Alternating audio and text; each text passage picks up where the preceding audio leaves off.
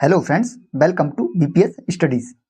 Friends, आज की video में हम विलोपन विधि द्वारा समीकरणों को हल करना सीखेंगे। अगर आप ये वीडियो शुरू से एंड तक पूरा देख लेते हैं तो आप विलोपन विधि से समीकरणों को बहुत ही आसानी से हल कर सकते हैं। यहाँ पे हमने 2 क्वेश्चनों को लिया है और इन 2 क्वेश्चनों की सहायता से हम विलोपन विधि से समीकरणों को हल करना सीखेंगे। चलिए तो हम पहले क्वेश्चन से शुरू करते हैं। पहला क्वेश्चन क्या दे रखा है हमें? 2x प्लस वाई बराबर 5, 3x प्लस 2y बराबर 8। इसे हम सॉल्व करते हैं। तो हमने इस पहले क्वेश्चन को लिख रखा है 2x प्लस वाई बराबर 5 और 3x प्लस 2y बराबर 8, और इसे हम विलोपन विधि से सॉल्व करने जा रहे हैं। तो सबसे पहले क्या करेंगे, ऊपर वाला समीकरण उसे हम मान लिया, हमने पहला समीकरण मान लेंगे, इसे मान लिया दूसरा समीकरण। अब क्या करना है हमें? विलोपन विधि में हमें करना क्या होता है, या तो x को विलोपित करना होता है या y को। विलोपित करने का मतलब है बिल्कुल खत्म करना है समीकरण में से। इसके लिए पहले हमें क्या चाहिए, क्या? या तो x के गुणांक दोनों बराबर हों। अगर x को विलोपित करना है तो x की संख्याएं जितनी लग रही हैं आगे गुणांक में वो बराबर होनी चाहिए। अगर y को करना है तो y के सामने जो नंबर लिख रहे हैं गुणांक वो बराबर होनी चाहिए। जैसे यहाँ देखें, यहाँ x के सामने 2 है या 3 है, तो ये 2 3 अलग अलग हैं। अगर दोनों बराबर होंगे तो ये हमारी x कैंसिल हो सकती है। ऐसी y, यहाँ पे एक y है, यहाँ पे 2 y है, तो ये भी बराबर नहीं है। तो सबसे पहले हमें ये डिसाइड करना है कि हम x को विलोपित करना चाह रहे हैं या y को। तो मान लिया हम y को विलोपित करना चाह रहे हैं यहाँ, तो यहाँ पे एक y है, यहाँ पे 2 y है, या तो दोनों जगह 2 y हो जाए तो ये हमारे y बराबर हो जाएंगे दोनों। तो यहाँ पे हमें दिख रहा है यहाँ पे 2 y है, और अगर मैं ऊपर वाले समीकरण में 2 का गुणा कर दूं तो यहाँ भी 2 y हो जाएगा। यहाँ पर ऑलरेडी 2 y है ही है, तो क्या करेंगे हम, समीकरण पहले में हम 2 का गुणा कर देंगे। तो समीकरण पहले हम 2 का गुणा करेंगे तो क्या बनेगा, तो यहाँ लिख देंगे हम समीकरण फर्स्ट में 2 का गुणा करने पर तो यहाँ पे मैंने 2 का गुणा करूंगा मैं, तो 2 का गुणा यहाँ करूँ 2 दूनी 4x, 2 का y में करूँगा तो 2y, और 2 का 5 में करूँगा तो 10। यानी यहाँ से यहाँ तक पूरे समीकरण में गुणा करना होता है हमें। अब दूसरे में किसका करना है? दूसरे में हमें किसी का नहीं करना है, क्योंकि हमारा यहाँ ऑलरेडी 2y है, 2y हमारा पहले में आ चुका है, तो इसे हम ऐसे कैसा ही उतार देंगे। 3x प्लस 2y और 8। अब हम मान सकते हैं कि ये समीकरण हमने तीसरा मान लिया और ये समीकरण चौथा मान लिया। यहाँ पर हमें एक तरह से नए समीकरण मिल गए दोनों। अब हमें ये देखना है, यहाँ भी 2y मिल गया हमें, यहाँ भी 2y, यानी हमें y को विलोपित करना है।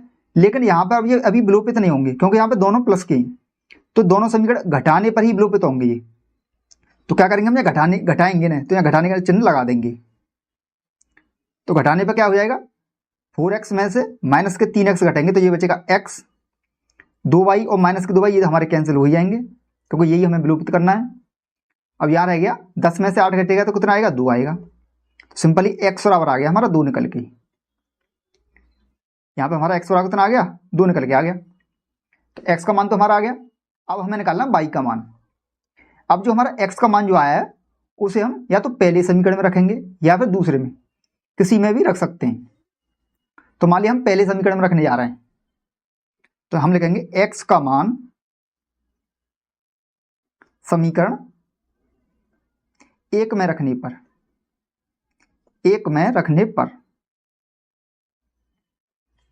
तो हम 1 में रखेंगे। समीकरण 1 क्या है हमारा, 2x प्लस वाई बराबर 5, ये हमारा समीकरण 1 है। तो यहाँ x बराबर क्या रखना है हमें, 2, तो 2x क्या रख देंगे, 2, तो 2 गुणा 2 हो गया, प्लस y बराबर 5, तो 2 दूनी 4 हो गया हमारा, 4 प्लस y बराबर 5। तो y बराबर कितना हो गया, 4 उधर जाएगा तो 5 में से घट जाएगा, तो 5 में से 4 घटेगा तो कितना आएगा, 1।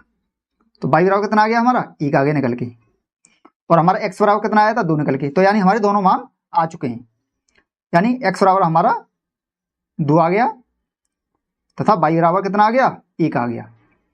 इस तरह से हमने इन दोनों समीकरणों का मान निकाल लिया, x बराबर 2 आ गया और y बराबर 1 आ गया।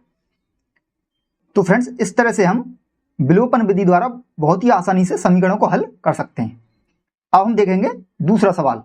दूसरा सवाल क्या दे रखा है हमें, 3x प्लस 4y बराबर 10, 2x माइनस 2y बराबर 2। अब इसे हल करते हैं। चलिए तो अब हम दूसरा सवाल देखते हैं, जिससे हम विलोपन विधि को और अच्छी तरह से समझ सकें। तो यहाँ पे हमने दोनों समीकरण ले लिए। तो मान लिया, इसे मान लिया मैंने पहला समीकरण, इसे मान लिया दूसरा समीकरण। यहाँ भी हमें ये देखना है कि हमें किस चर राशि को विलोपित करना है, एक्स को करना चाहते हैं या वाई को। तो मान लिया अब हम इस बार एक्स को विलोपित करके देखते हैं। अब यहाँ पे क्या करेंगे, यहाँ पे 3x है, यहाँ पे 2x है। तो क्या करेंगे, इस 2 का तो हम पहले वाले समीकरण में गुणा कर देंगे और इस 3 का दूसरे वाले में कर देंगे, क्योंकि 2 का 3 में करेंगे तो 6 हो जाएगा और 3 का 2 में करेंगे तो 6 हो जाएगा, यानी 6x दोनों जगह हो जाएगा। तो हम क्या करेंगे, यहाँ लिख देंगे हम समीकरण 1 में 2 का गुणा तथा समीकरण 2 में 3 का गुणा करने पर।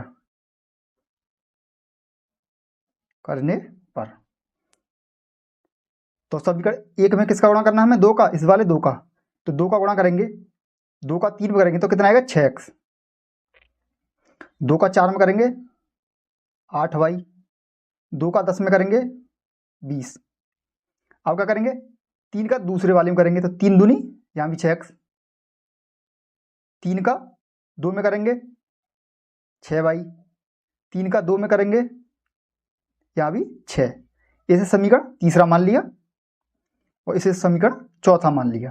ठीक है, अब क्या करना है हमें, अब हमें दिख गया यहाँ पे x वाले गुणांक हमारे बराबर हो चुके हैं, यानी हमें यहाँ पे x को विलोपित करेंगे अब।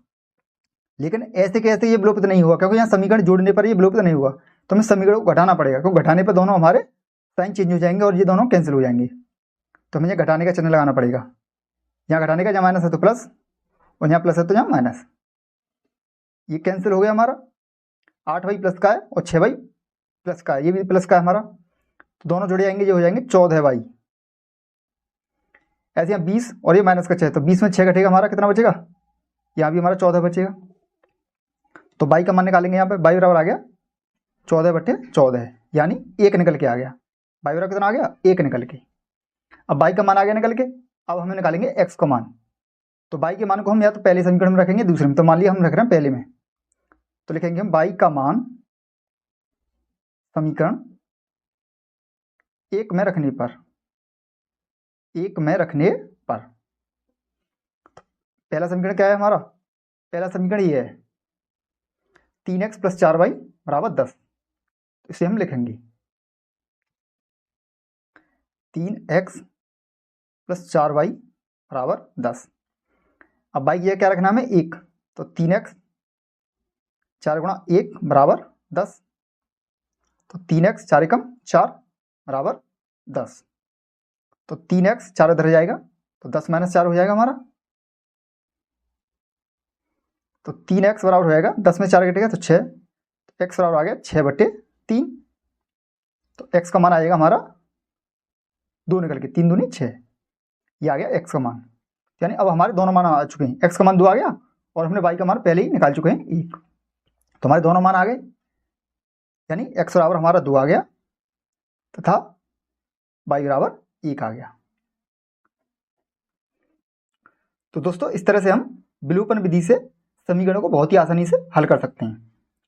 अगर आपको हमारे वीडियो पसंद आए हो तो वीडियो को लाइक करें, शेयर करें और चैनल को सब्सक्राइब करें। धन्यवाद।